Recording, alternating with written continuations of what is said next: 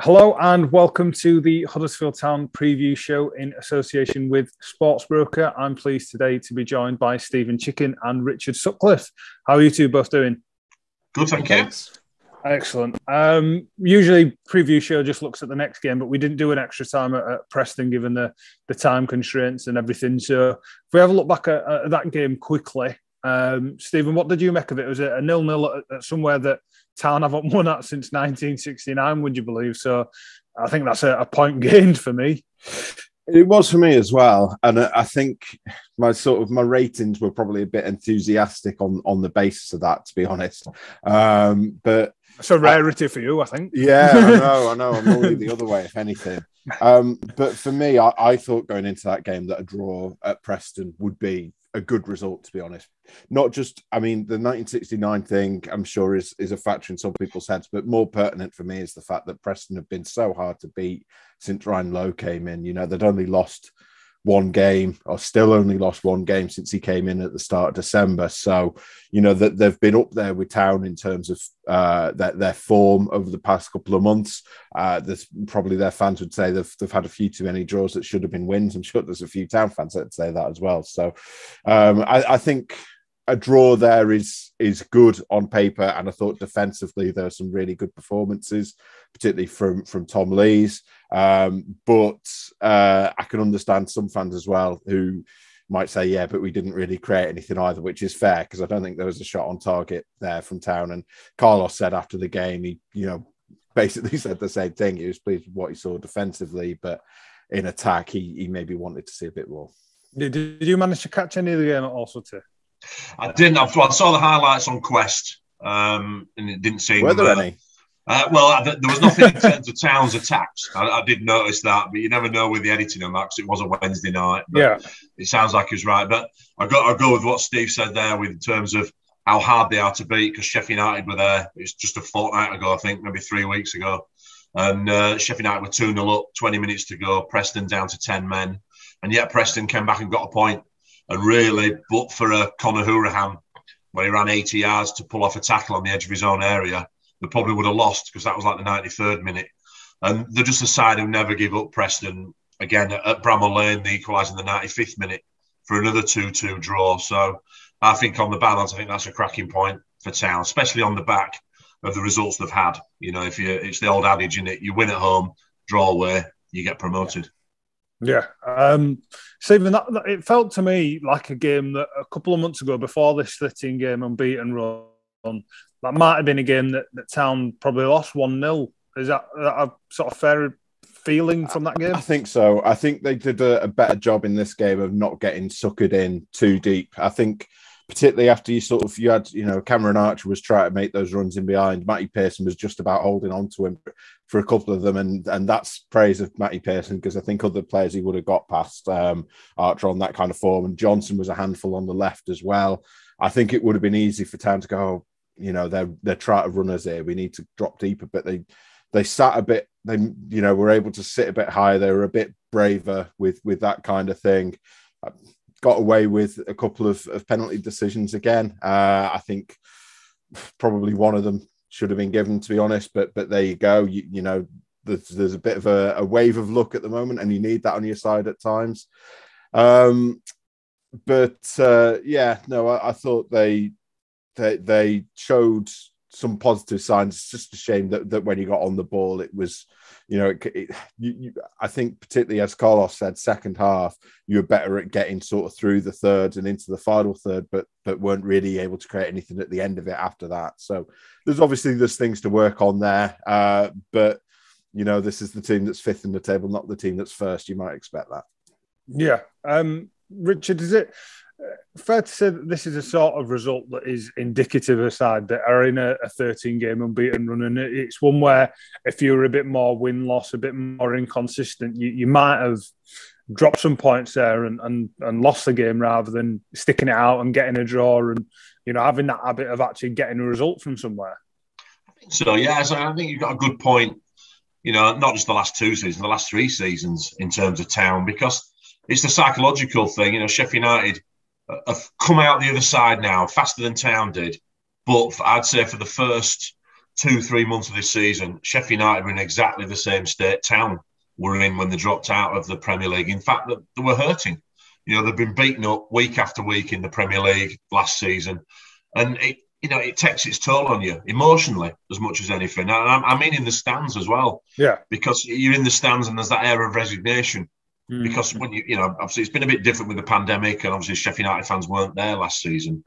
But there was still that sense early in the season, they conceded a goal, like against Town, perfect case in point. I know they came back and they equalised in the end, but ended up losing.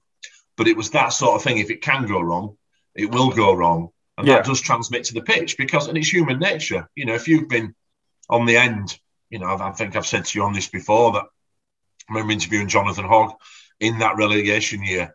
I think it was before Newcastle away when they lost 1-0 in February.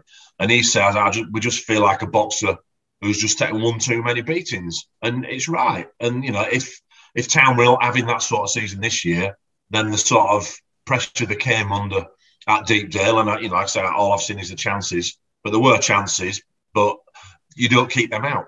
Obviously, Lee Nichols plays a part. I think he's been a belting signing. I really do for Town. I think he's been superb.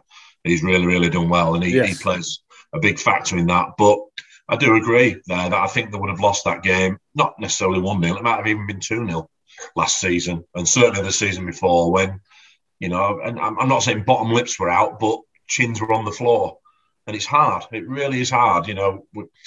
We look at footballers and we never think of the human side of it. It's just like, oh, well, he was rubbish today and this, that and the other. But if you've had, 10 weeks of, sucker punches all the time, then it's hard. It's hard. But Town's on the other side of that now. They're showing that resilience and they're doing well. And that means you actually expect to hold out. And I won't be surprised if the players came off on Wednesday night and were in that away dressing room at Deepdale and thought, we should have won that.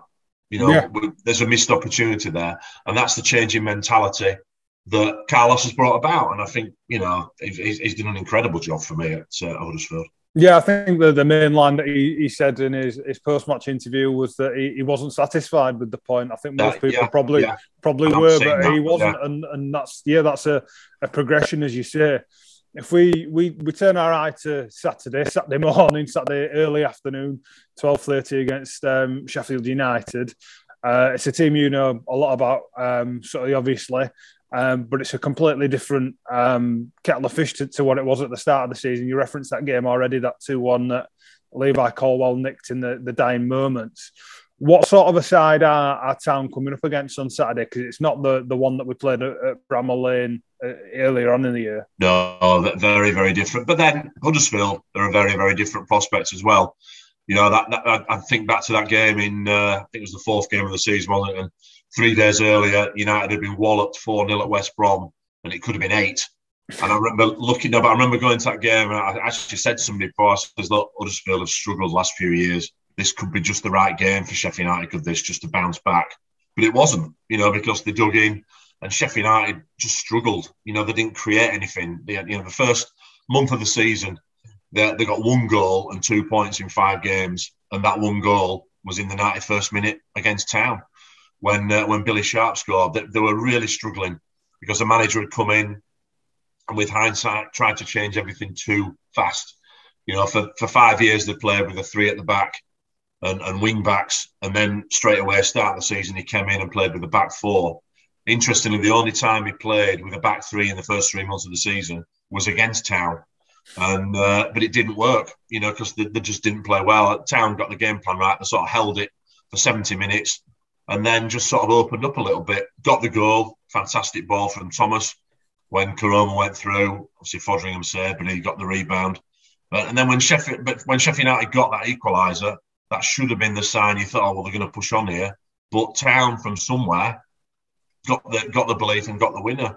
And I think their season's gone from there. I really do. I think that was a moment for Town to really push on. I know they beat, I think it was Preston just before that, but that was an awful game against Preston. It was an own goal. It was the opposite. Was it an own goal even? I can't remember. Yeah, it wasn't good.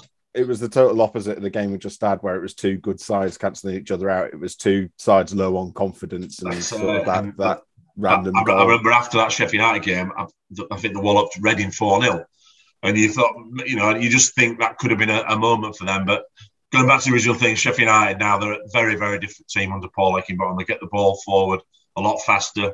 They've gone back to, it's not quite 3-5-2, it's sort of 3-4-1-2 or 3-4-2-1. Billy Sharp up top, but they create so many chances now. They weren't creating anything in the first month of the season. Morgan Gibbs-White made a huge difference. He came in on deadline day back in August. He's been out injured for 2 months, but he came back as a sub on Wednesday night and got an assist against West Brom. Iliman Ndiaye, who was at the club but frozen out when they played Town, he's come back in. He's an old pal of Sorba Thomas, actually. They're both at Boreham Wood together. And, he had a bit of a flat game on Wednesday, so I do wonder if he'll drop out of the side. But, he's a special talent. And they've just got the thing working again. Oliver Norwood, who obviously Town fans know all about, the couple of years he had there, he's back to his best now. It'd be interesting what Town do tomorrow, because if a team's going to stop Sheffield United, you need to put somebody on Norwood's toes. West Brom did it in midweek with Adam Reach, but then went down to 10 men, and they had to abandon that. Remember, Paddy McNair did it for Middlesbrough up there when they beat Sheffield United 2-0, and that's the way to get about them for me. But because if Norwood's allowed to play, I don't think there's a better passer of the ball in the Championship for me. And I really expect him to, if Town don't go down that route, which they don't usually, with the way they're playing the 4-3-3, I think it'll be. I think it's going to be a much more entertaining game than I thought. I know it was a fantastic ending for Town, but I think it'll be a lot more interesting across the 90 minutes rather than the last 20. Yeah. Before we get into the nitty gritty, Stephen, Sutty made a really good point about that game at Bramall Lane perhaps being the touch paper for Town's season. Is that something that you agree with? You think it was a moment where you might have sensed from the press box, oh, this is a different Town side than the one we've seen in previous years? For much of the game, not really. It was like, I think the result, yes, obviously. But for sort of 60 minutes, I seem to recall Harry Toffler was still coming back from COVID, wasn't able to start yet. And I think for 60 minutes, the plan was just play 3-5-2, keep it solid, don't concede, basically. And that was it. And then it was only after Toffler came on after about an hour that it was, right, let's try and nick a winner here. And the moment they did that, they basically found it straight away. Josh Carome, wasn't it? So, they moved Sorba Thomas across the wing, I recall, and he sort of created the goal from that side because Sorba had played left wing back at the start of the game. So I think that the moment where it was a gradual cranking up of the season at that point, because you'd got the win against Preston, even though it was quite an ugly win, and not, I think one of the most boring games I've seen this season. And then you got the win at Sheffield United with the last minute winner. Everyone was buzzing after that. And then the Everton game was in between that and the Reading game. And although you lost the Everton game, I thought that was a brilliant performance. And that was the game really for me that set the tone for what happened the following weekend against Reading. But I don't think you get that kind of confident, let's go for this, give them a game performance against Everton if you haven't just had a last minute win against Sheffield United, who have just come down from the Premier League. So yeah, in terms of the result and how it ended, certainly, yeah. We do take on what Richard said then about how Sheffield United are setting up and what their threats are and the difficulties of playing them now that Heckingbottom's come in. How do you see this going then at the weekend? Is it one that is it going to be a more reserved Town, or is it going to be one of those where Carlos throws caution to the wind a little bit and thinks he might be able to catch him early?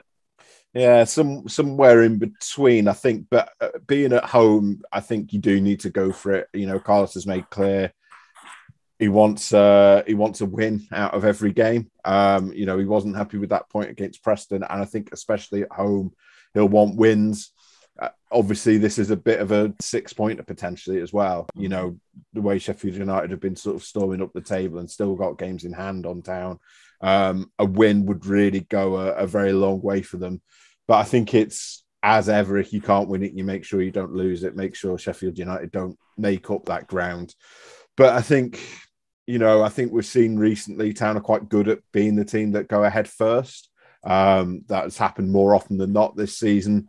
I think if they do that, it's then a matter of can they hang on to that lead like they did against West Brom, say, or are Sheffield United going to cause them problems, as we've seen has happened to Town a few times at home recently? So, yeah, I think whatever happens, it's the subs are going to be really important for both teams as well. You mentioned sort of that they brought on Morgan Gibbs-White the other night, and to have a player like that to be able to bring on, and if it's Njayu then drops to the bench, then they've got him to use. And same for Town. You might have they've been able to use Josh Koroma from the bench recently.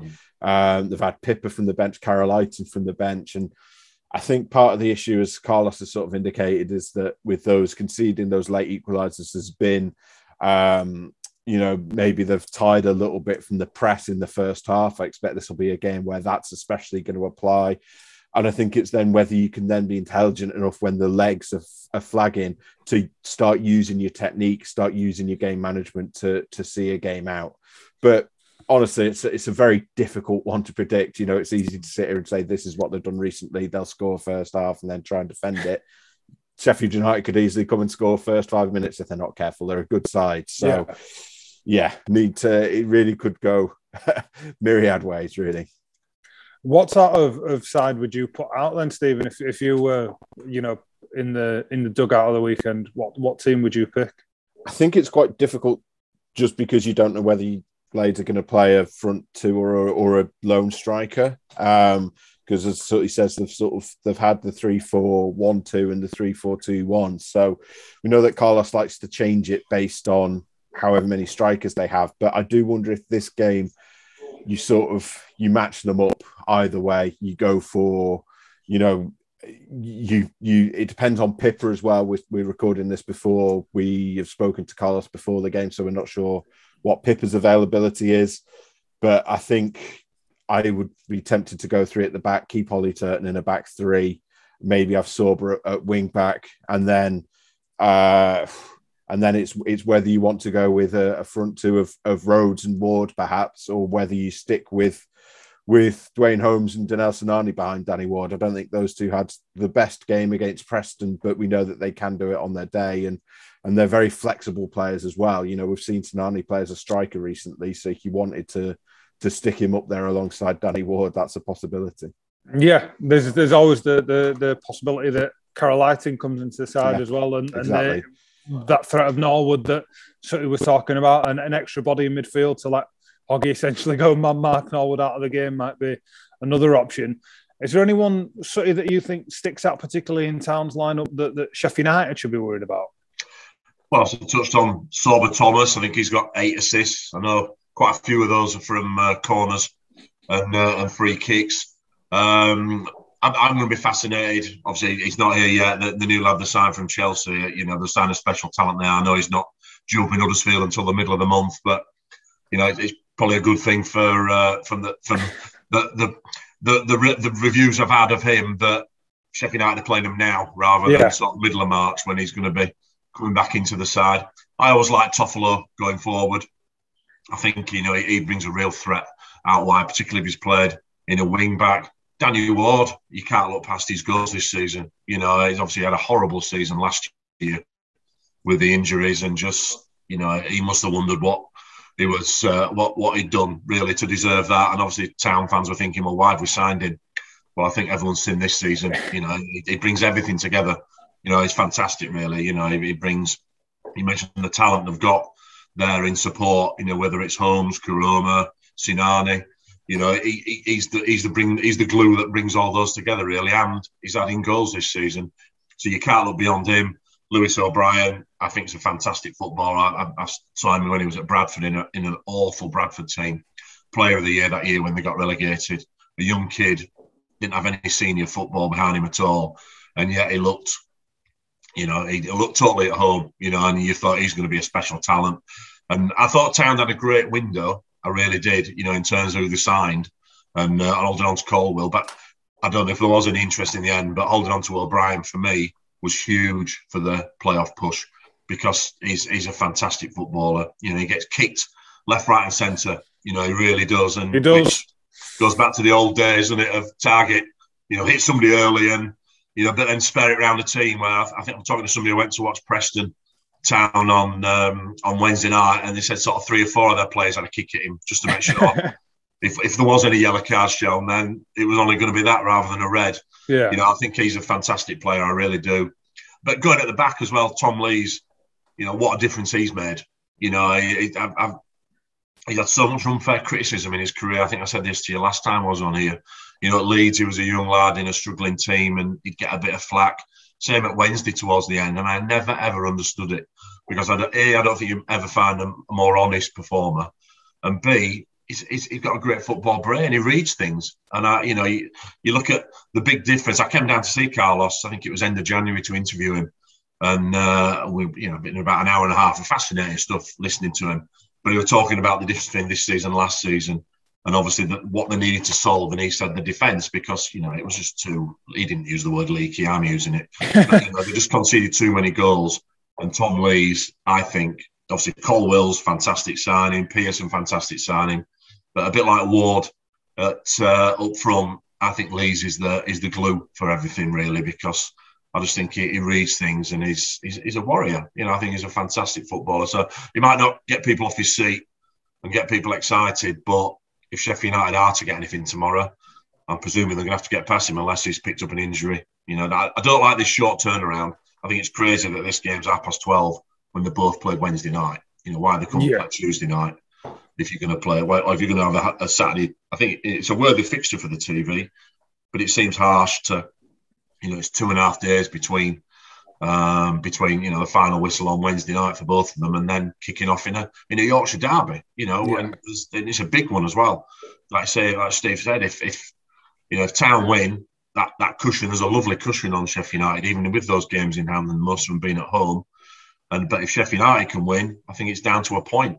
Sheffield United have got no higher than 10th this season, so their big thing tomorrow is playing before everyone else is get that win, and then they're up to 7th, which they've never been in single digits this season, and it shows how well they're going. But in terms of the overall picture, because of the window Town had and the run they're on and the strength in depth they've got as well. I thought Steve asked a great question on Twitter. It was earlier this morning about, would the second 11 this season beat last season's first 11 at Town? And I thought that shows what a good squad it is now, and full credit to the club for doing that. So, no, it's a huge game for both of them. And, I always sit on the fence in derbies and think it's going to be 1-1. I'm not so sure on this one. I can see one of them winning it, but I honestly couldn't tell you who, because both are in such good form. What about yourself, Stephen? Is it, like he said, you set it up quite nicely there. It's a tasty derby on paper. How do you see it going? Yeah, just before we move on, it was Dave Hartrick that wrote that piece, because he'll sorry, if I don't get that right. See you, you're the examiner, mate. You know that. Yeah. I think it's a tough game as well. I think it's one of those games where probably a draw is the most likely outcome, but probably the outcome that does both teams sort of no favours as well. So it should be, as you say, a tasty game. I think both teams will be especially motivated to try and get that win. And, whoever comes out on top of it has a lot of momentum and a big statement win to take into the remaining games of the season. Yeah, it's a big run now up until that international break in the middle of March. So this is a sort of testing period of the season, but we'll see how it goes on Saturday. You two have set it up really well for us, so thank you very much for both of your times this afternoon, and I'll look forward to seeing you both tomorrow. And thanks again, as ever, to Sports Brokers for sponsoring the show.